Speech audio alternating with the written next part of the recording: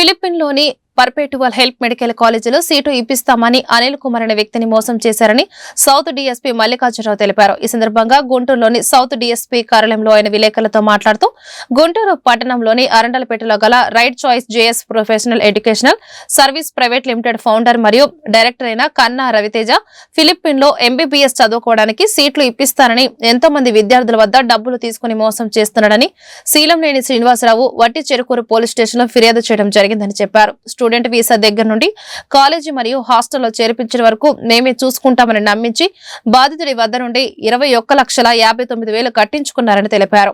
College వరకు డబ్బులు కట్టకుండా మోసం చేసి మమ్మల్ని భయం భ్రాంతులకు గురి చేస్తున్నారని బాధితుడు చెప్పారని అన్నారు. కేసు నమోదు చేసి విచారించగా ఈ కేసులో 7 ముద్దాయిలు ఉన్నట్లు విచారణలో తేలిందని తెలిపారు. ఇప్పటి వరకు 3 ముద్దాయిలను అరెస్టు చేశామని తెలిపారు. వీళ్ళకి సపోర్టుగా ఫిలిప్పైన్లో మురుపాల గీతిక, నారాయణ పవన్ కళ్యాణ్, పొలిమేర శివ, తర్వాత పెరుమాళపల్లి లోహిత అనేటువంటి వాళ్ళు ఫిలిప్పైన్లో ఉన్నారు. వాళ్ళు ఏమన్నా కావాలంటే ఈ పిల్లల్ని మాట్లాడిస్తారు. వీళ్ళు బాగా ఉందని చెప్తారు. అక్కడికి వెళితే అంటే వీళ్ళ టీం వీళ్ళంతా కూడా కొంతమందిని ఇదే విధంగా వీళ్ళ మాయమాటలు నమ్మి వెళ్ళి కొంతమంది కేసులు పెట్టించుకొని అక్కడ జైల్లో ఉన్నారని మా దృష్టికి వచ్చింది. మేము దర్యాప్తు చేస్తా ఉన్నాం. లోతుగా దర్యాప్తు చేసి ఈ విధంగా చేస్తున్నటువంటి వాళ్ళ మీద గట్టి చర్యలు తీసుకుంటాం.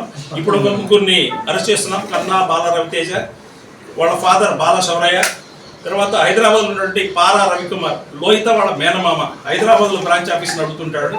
ఇంకా కొంతమంది వెంకట అనేతలు ఉన్నారు. తర్వాత మురిపాల గీతిక, నారాయణ పవన్ కళ్యాణ్, పొలిమేర శివ అనేటువంటి వాళ్ళని కూడా అరెస్ట్ చేయాల్సి ఉంది. వాళ్ళ 3 కూడా ఫిలిప్పైన్స్లో ఉన్నారు. ఈ లోహిత అనే అమ్మాయిని కూడా ఫిలిప్పైన్ నుంచి ఇండియాకి వచ్చిందని తెలుస్తుంది. వాళ్ళని కూడా అతి త్వరలో అరెస్ట్ చేసి దర్యాప్తు చేస్తామని విన్నవించుకుంటాం.